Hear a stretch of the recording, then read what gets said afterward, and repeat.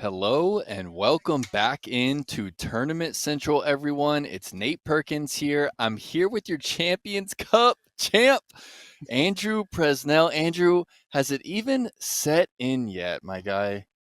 Not even close. Not even close. It feels like I won a tournament, but it hasn't set in like the magnitude of the tournament yet. And you've won what? This is number 93. I think they I think, said it all week. 92 tournaments. yep. You're no stranger to winning a tournament, but this is different. This is something that people will remember forever, something that no one can ever take away from you. I mean, have you even had the chance to call your dad? Nope, I have not. I know he was watching with my mom and my grandparents though, so yeah, I'll call. He'll probably be the first person I call when I get back in the car. I remember Pops was on the card at the Silver Series Yep. at Mid America, and then it was your little brother on the card today.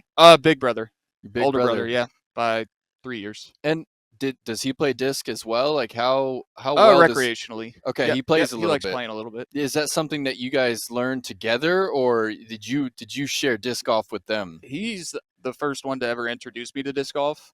And then I played it like once and then didn't really like it. And then a couple years later, I think I got back into it with my dad. But I mean, my brother takes credit for introducing me the first time. Oh, that's too cool. He introduced you to the game, and then he just happened to be here. Of all, I don't think I've met him before. Of all tournaments for him to come to, why fly out for this one? He was at Ledgestone last year. Okay. I think he flew out for that one just to watch because my dad played Ledgestone, so it was like a family Hmm. weekend.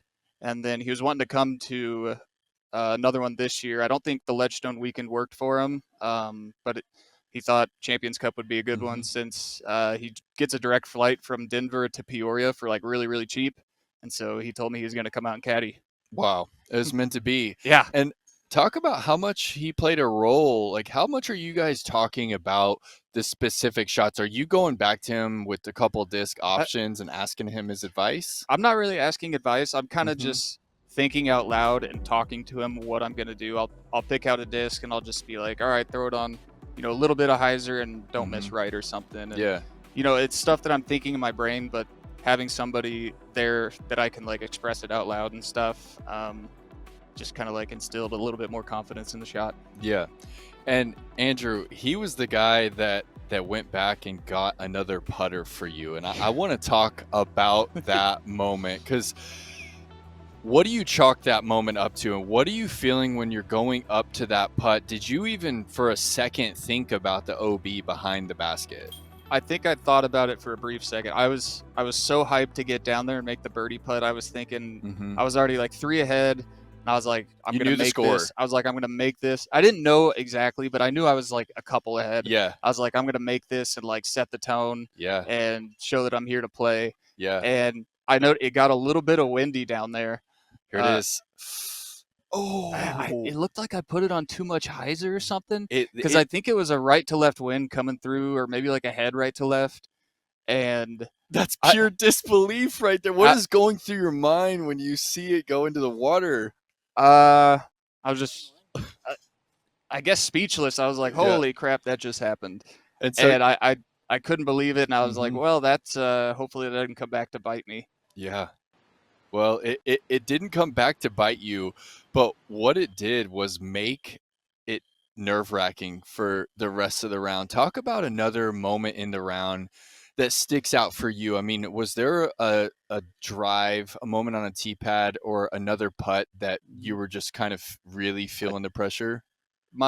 so like my whole thinking process today was get some birdies on the front nine, survive 10 through 14, and then Mm-hmm. 15 through 18 is pretty birdieable as well. Mm-hmm.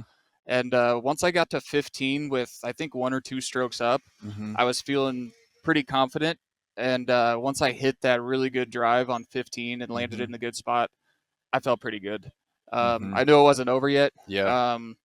but that drive and that shot, uh, just kind of gave me an extra boost for the Yeah. last couple holes. It kind of feels like the last one you even have a chance to have a swing on, kind of deal. Now Hmm. I want to talk about a situation on 16, Andrew. Uh, your putt. Were you outside the circle on that putt?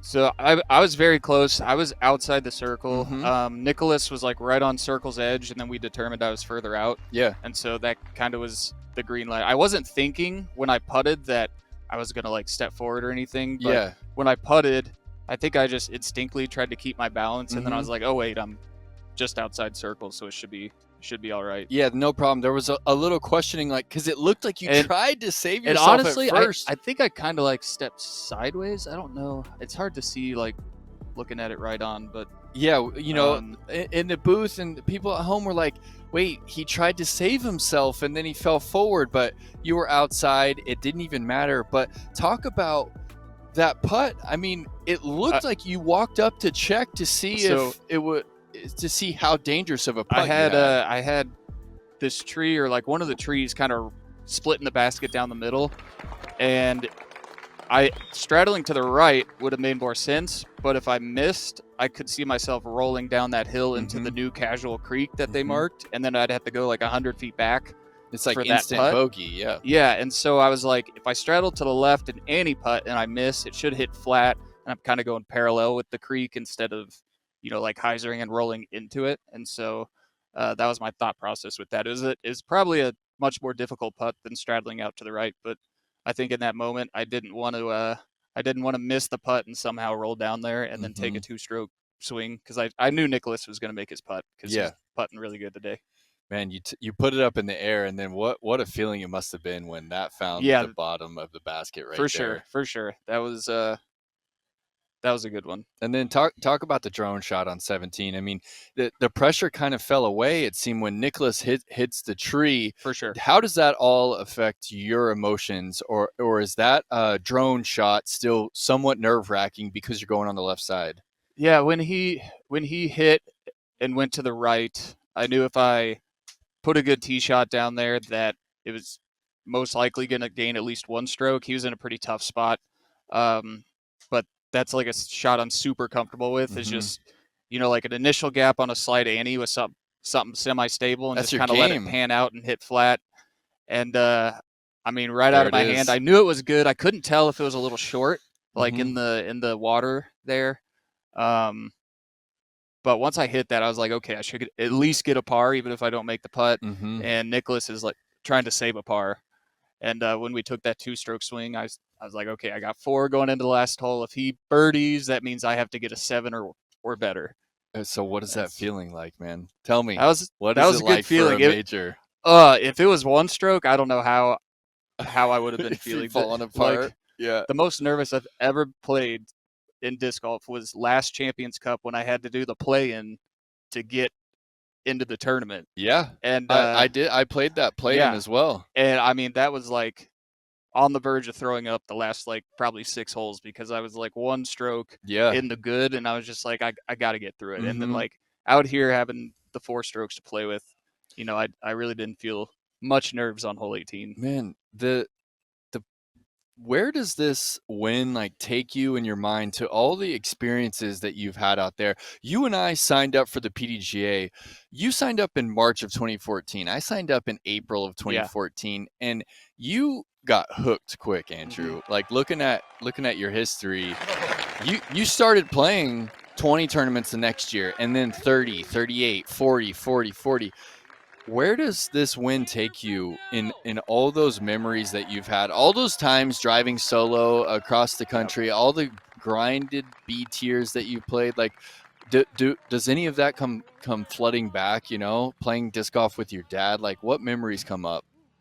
Man, just yeah, thinking back so many years, like I there's a lot of years where I had maybe 2 or 3 weekends off when you go from like February to November, Mm-hmm. where I'm just grinding and all the experience of playing the small tournaments and winning small tournaments.